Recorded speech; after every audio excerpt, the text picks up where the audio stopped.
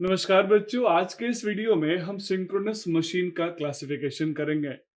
बच्चों, जब भी हम सिंक्रोनस मशीन की क्लासिफिकेशन की बात करेंगे तो आपके मन में दो बेसिक टाइप तो आएगा और एक होगा वो जनरेटर और दूसरा होगा मोटर। तो यस बच्चों, आपने सही समझा। सिंक्रोनस मशीन का जो फंडामेंटल टाइप है दैट इज सिंक्रोनस जनरेटर और सिंक्रोनस मोटर।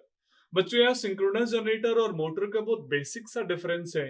एक अगर इनपुट इलेक्ट्रिकल एनर्जी को मैकेनिकल एनर्जी में कन्वर्ट करता है दैट इज कॉल्ड मोटर, और एक अगर इनपुट मैकेनिकल एनर्जी को आउटपुट इलेक्ट्रिकल एनर्जी में कन्वर्ट करता है दैट इज कॉल्ड जनरेटर।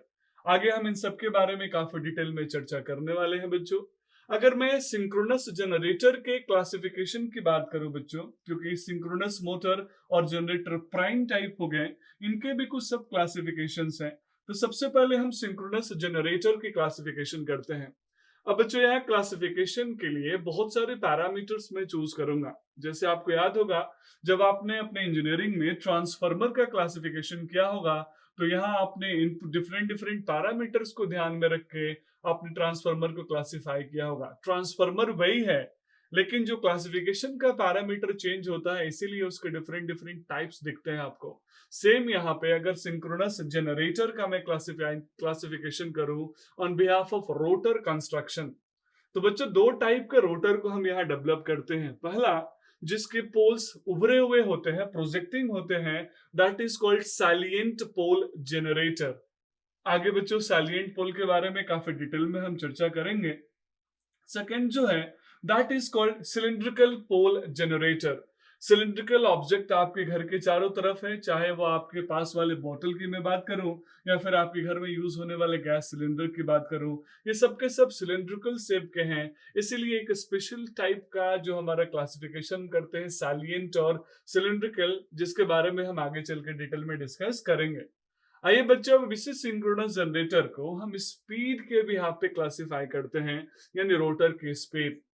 तो बच्चों यहाँ ध्यान रखिएगा, मैं यहाँ दो ही टाइप मेंशन कर रहा हूँ। एक जो कि बहुत हाई स्पीड के लिए यूज होता है that is called turbo generator. अगर मैं स्टीम पावर प्लांट की बात करूं, मैं थर्मल पावर प्लांट की बात करूं, तो बच्चों इन पावर प्लांट्स में हम नॉर्मली हाई स्पीड जनरेटर को यूज करते हैं। अब इस हाई स्पीड जनरेटर को मैंने टर्बो जनरेटर नाम दे दिया, जिसकी स्पीड लगभग में 3000 आरपीएम तो हमें रखनी है। अगर दो पोल का मशीन है तो 50 हर्ट्ज पे 3000 आरपीएम उसकी स्पीड होगी। तो हाई स्पीड जनरेटर को हमने टर्बो जनरेटर बोला। और इसका जस्ट अपोजिट एक और जनरेटर भी है बच्चों, जिसकी स्पीड कम रखते हैं। उसके पीछे बहुत सारे कंस्ट्रेंट्स हैं, जिसके बारे में हम आगे चर्चा करेंगे। एग्जांपल मैं लेता हूं हाइड्रो जनरेटर का, जिसको हम लो स्पीड यानी 150 से लेकर 450 या 600 आरपीएम स्पीड तक हम उसको ऑपरेट करते हैं as per ability and as per need. तो बच्चों, रोटर के स्पीड के बिहार पे हाइड्रो जनरेटर या फिर टर्बो जनरेटर इसका क्लासिफिकेशन होगा। अब हम बात करेंगे इनपुट एनर्जी। सिंक्रोनस जनरेटर में आप सब जानते हैं, मुझे इनपुट मैकेनिकल ही चाहिए और आउटपुट इलेक्ट्रिकल ही देना है। लेकिन जो इनपुट मैकेनिकल एनर्जी चाहिए बच्चों, उस इनपुट मैकेनिकल एनर्जी को डेवलप करने के लिए आप प्राइम मूवर को कैसे मूव कर रहे हैं। तो प्राइम मूवर को अगर आप डीजल को यूज करके कर रहे हैं, फ्यूल को बर्न करके कर रहे हैं, that is called diesel generator. और अगर आप उसी प्राइम मूवर को किसी और मैकेनिज्म से मूव कर रहे हैं, जैसे स्टीम टरबाइन, स्टीम से टरबाइन को घुमा रहे हैं, या फिर विंड से टरबाइन को घुमा रहे हैं, या फिर किसी और फॉर्म ऑफ गैस से टरबाइन को घुमा रहे हैं, किसी और फॉर्म ऑफ एनर्जी से आप टरबाइन को घुमा रहे हैं, तो जिसको हम बोल सकते हैं, कॉमनली मैं बोल देता हूं, इंजन ड्रिवन जनरेटर। मैं यहाँ अलग अलग टाइप का जनरेटर क्लासिफाई नहीं करूंगा। आइए बच्चों, इसी तरीके से हम सिंक्रोनस मोटर का भी क्लासिफिकेशन कर लेते हैं।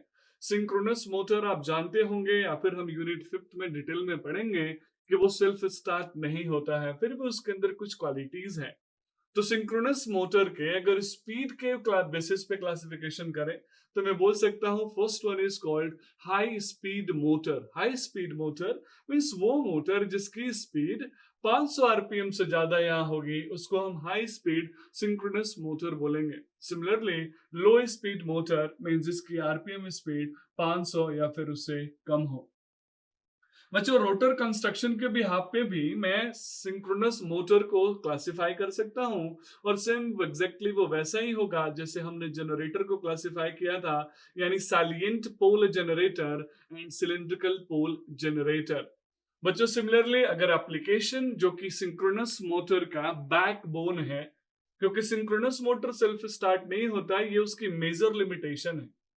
लिमिटेशन के साथ बच्चों कुछ क्वालिटीज भी होंगी, अदरवाइज हम इसको यूज नहीं करते। तो क्वालिटीज में सबसे पहला है कि वो एज ए कंपनसेटर वर्क कर सकता है, पावर फैक्टर इंप्रूवमेंट के लिए यूज होता है। इसीलिए सिंक्रोनस मोटर के एप्लीकेशन के बेसिस पे दो टाइप मैंने बोला। एक तो एज ए वो मोटर ही यूज होगा जिसमें हम इनपुट इलेक्ट्रिकल को आउटपुट मैकेनिकल में कन्वर्ट करेंगे, और दूसरा इस सिंक्रोनस मोटर को हम एज ए कंपनसेटर यानी पावर फैक्टर करेक्टर यूज करेंगे, जिसका काम होगा पावर फैक्टर को इंप्रूव करना। आइए बच्चों अब हम सिंक्रोनस मोटर के कुछ और क्लासिफिकेशन कर लेते हैं। ये क्लासिफिकेशन नॉर्मली स्पेशल मशीन्स को ध्यान में रख के किया गया है, जो आज के टाइम में हम इस ट्रेडिशनल मशीन के अलावा डेवलप कर चुके हैं, यूज कर रहे हैं। तो सबसे पहला है परमानेंट मैग्नेट सिंक्रोनस मोटर। आप सब जानते होंगे, पीएमएस हम शॉर्ट फॉर्म में बोल सकते हैं।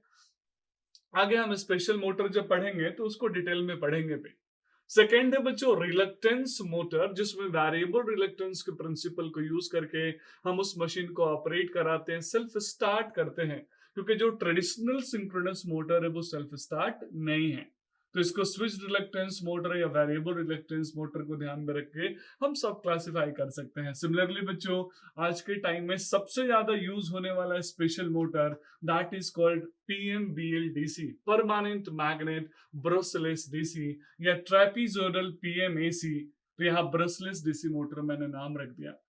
बच्चों हिस्टैरिसीस मोटर और उसके साथ स्टेपर मोटर के कुछ स्पेशल टाइप भी, ये सब सिंक्रोनस मोटर के क्लासिफिकेशन है, यानी सिंक्रोनस मोटर के मॉडिफाइड वर्जन है। तो बच्चों ये कुछ बेसिक क्लासिफिकेशन मैंने किया सिंक्रोनस मशीन के। आप कुछ और अगर ऐड ऑन करना चाहें तो इसमें ऐड ऑन कर सकते हैं।